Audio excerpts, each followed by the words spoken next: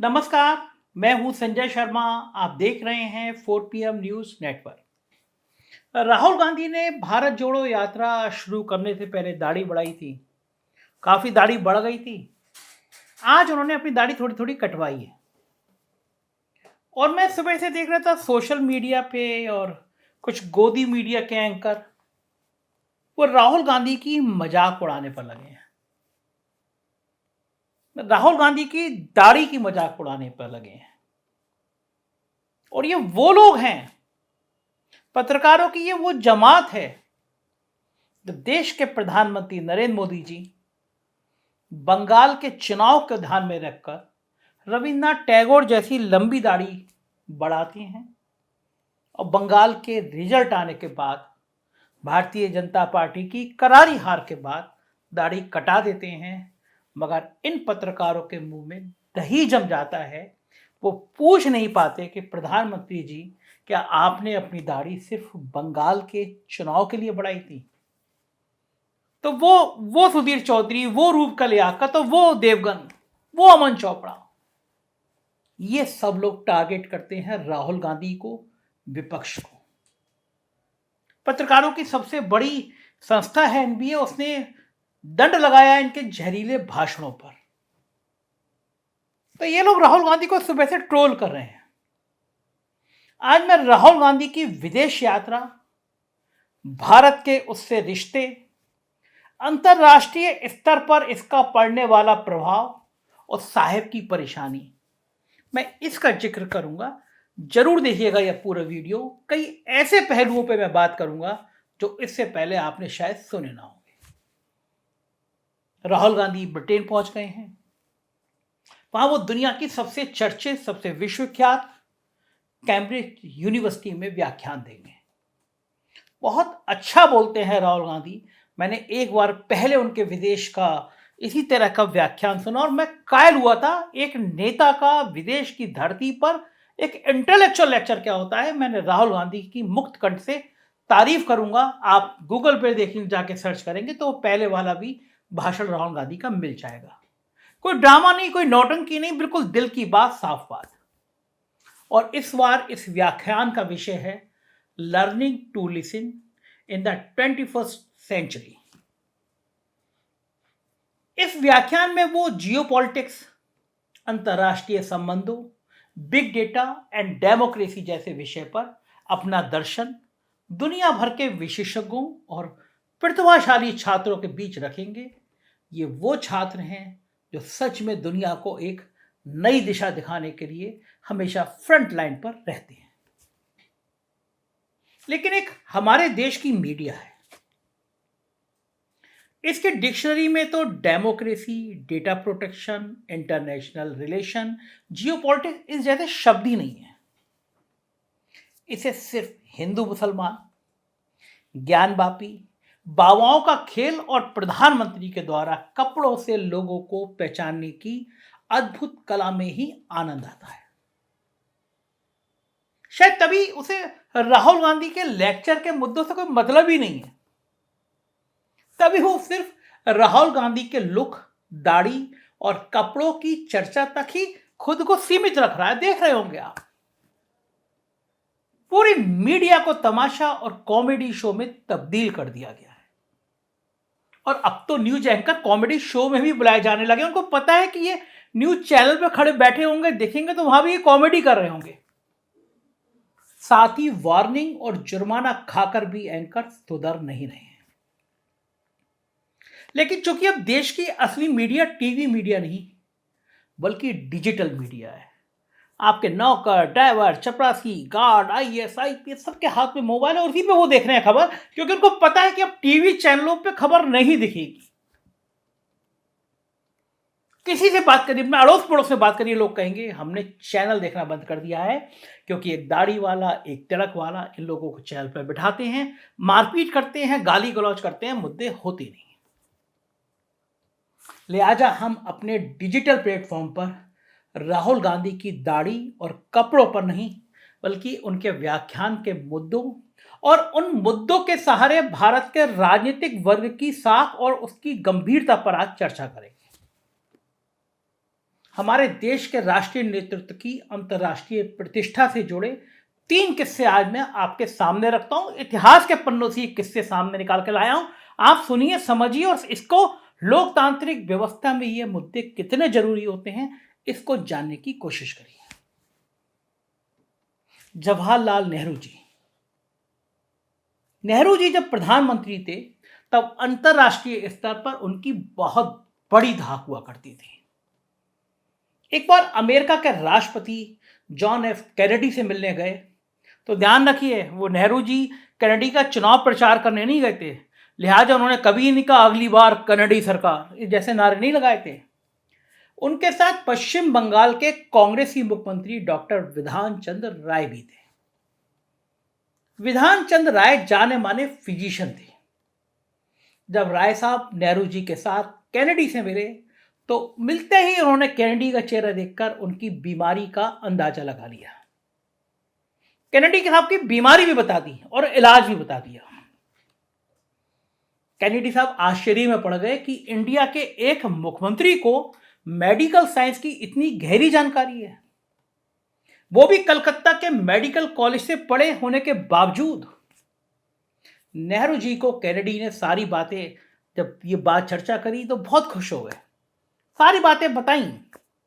फिर नेहरू जी ने लगे हाथ कैनेडी को कहा, चलिए आपका ट्रीटमेंट तो हमारे मुख्यमंत्री ने कर दिया, अब आप टेनेसी रिवर वैली प्रोजेक्ट की टेक्नोलॉजी भी हमें शेयर कर दीजिए ताकि हम भी बंगाल की दामोदर नदी पर वैसा ही प्रोजेक्ट बना सकें। मुस्कुराए कैनेडी साहब और टेक्नोलॉजी ट्रांसफर कर दी उन्होंने। ये होती है अंतरराष्ट्रीय संबंधों में मधुरता, प्यार। दूसरा किस्सा, 1990 में प्रधानमंत्री चंद्रशेखर सार्क सम्मेलन में हिस्सा लेने मालदीव की राजधानी माले पहुंचे। यहां उन्होंने बहुत ही उम्दा स्पीच दी। उनकी स्पीच को सुनकर वहां मौजूद पाकिस्तान के प्रधानमंत्री नवाज ने अपनी स्पीच लिखने वालों से कहा कि तुम लोग चंद्रशेखर जी जैसी स्पीच हमारे लिए लिख नहीं सकते क्या? इसके बाद उनके अधिकारियों ने चंद्रशेखर के साथ गए सांसदों के प्रतिनिधिमंडल के एक विपक्षी सांसद से इस बाबत तफसील से जानकारी की और तब शरीफ साहब को बताया कि चंद्रशेखर जी की स्पीच कोई लिखता नहीं है और यहां भी उन्होंने बिना पढ़ा लिखा भाषण ही दिया था। दिमाग में, जहन में लोकतंत्र को जीने वाले नेता थे। हिंदुस्तान के प्रधानमंत्री की इस काबिलियत कि बिना लिखा हुआ भाषण इतना बढ़िया कैसे हो सकता है, इस पर दुनिया के नेता अवाक रह गए थे। जबकि आज के दौर में जरा सा टेलीप्रॉम्प्टर गड़बड़ा जाए तो सांसें अटकने लगती है, जवान लड़खड़ाने लगती है। तीसरा किस्सा, 1993 में जेनेवा में एक अंतरराष्ट्रीय सम्मेलन हो रहा था। इस सम्मेलन में पाकिस्तानी प्रधानमंत्री बेनजीर भुट्टो ने कश्मीर में कथित मानवाधिकार उल्लंघन के मुद्दे पर बड़ा अंतरराष्ट्रीय समर्थन जुटा लिया था और वहां इस मुद्दे पर चर्चा होनी थी। लेकिन तब हिंदुस्तान में वो दौर नहीं था कि विपक्षी नेताओं को बाथरूम में रेनकोट पहनकर नहाने वाला ये कहा जाए, इंटेलेक्चुअल नेता को ये कहा जाए, पप्पू कहा जाए। इसका तो डीएनए ही खराब है। इन जैसे शब्दों का कोई इतना बड़ा सर्वोच्च शिखर पर बैठा व्यक्ति प्रयोग करे। उस दौर में दिनेश सिंह जैसे काबिल विदेश मंत्री के रहते हुए भी प्रधानमंत्री नरसिंह राव ने जेनेवा जाने वाले प्रतिनिधिमंडल का नेतृत्व करने का लोकसभा में विपक्ष के नेता अटल बिहारी वाजपेयी को मौका दिया था। ये सब देखकर पाकिस्तान और उसका समर्थन कर रहे देशों को लोग हैरान थे कि ये भाई इंडिया तो बड़ा अजीब लोकतंत्र है, यहां उसकी प्रतिष्ठा दांव पर लगी है और देश का बचाव करने सरकार का आदमी नहीं बल्कि विपक्ष का नेता आ रहा है। और फिर जेनेवा में क्या हुआ सब जानते हैं। दुनिया में इतिहास बदल गया। अटल बिहारी वाजपेयी ने जो दिल खोल के तकरीर करी, भाषण दिया, उसने अटल बिहारी वाजपेयी की एक अलग तस्वीर बना दी। अटल बिहारी वाजपेयी के नेतृत्व वाले सर्वदलीय प्रतिनिधिमंडल ने अपने काबिलियत के बूते पाकिस्तान का प्रस्ताव औंधे मुंह गिरा दिया। सरकार थी कांग्रेस की और भेजा था उन्होंने अटल बिहारी वाजपेयी को। ये बड़े दिल की, बड़े लोगों की बात है। मगर क्या आज के दौर में आप ऐसी कल्पना कर सकते हैं? आज तो विदेश मंत्री भी इतना खराब बोलते हैं कि चीन के सामने देश लाचार है, मगर मीडिया उस विदेश मंत्री को ही डिफेंड करता है। और करे भी तो क्यों नहीं, क्योंकि जब बॉस ही संसद में कहते हैं कि मैं अकेला, तो फिर कहां सामूहिकता की बात होती है। तो फिर क्या किया जाए इस हालात में? यदि देश के राजनीतिक नेतृत्व को, पुरानी प्रतिष्ठा को राहुल गांधी एक बार फिर बहाल करने की कवायद में लगे हैं, तो हमें उनकी बातों पर एक गंभीरता पूर्वक विश्लेषण तो करना ही चाहिए।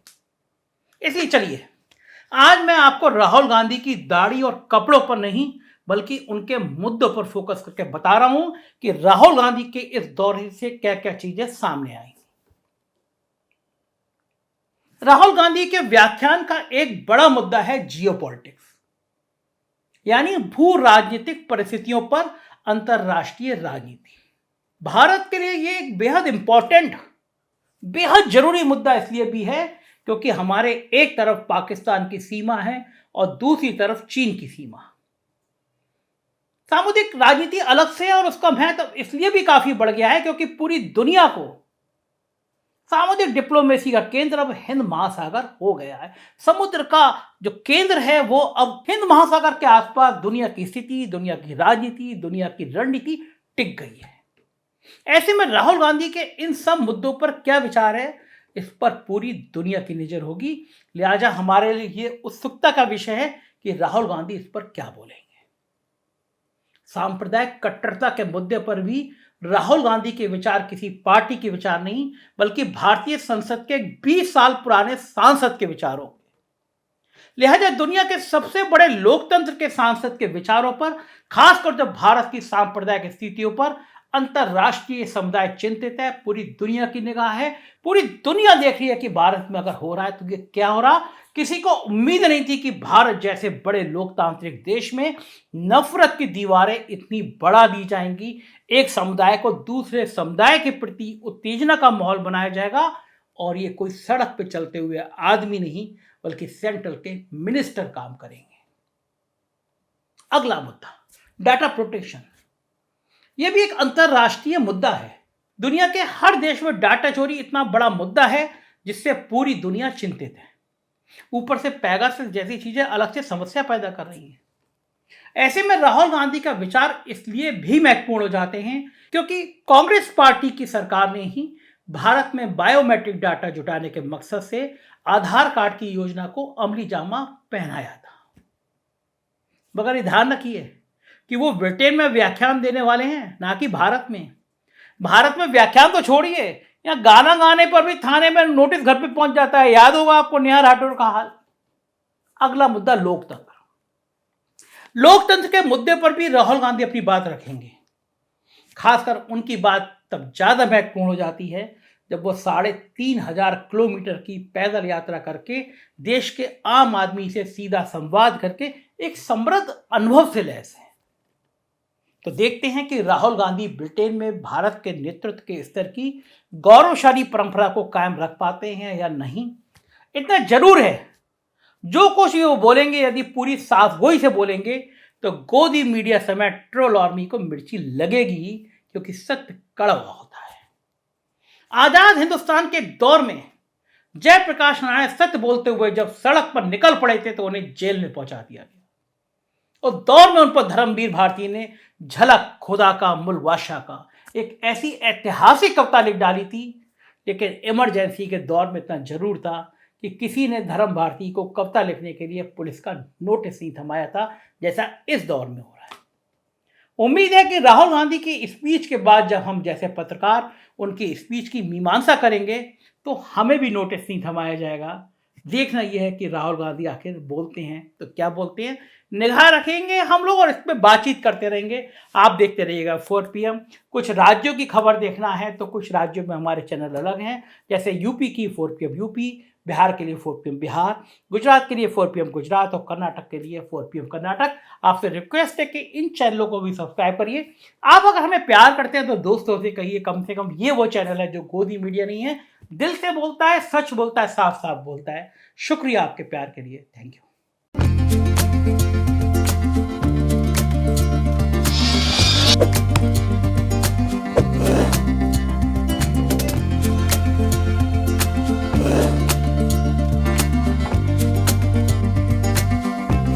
हैं।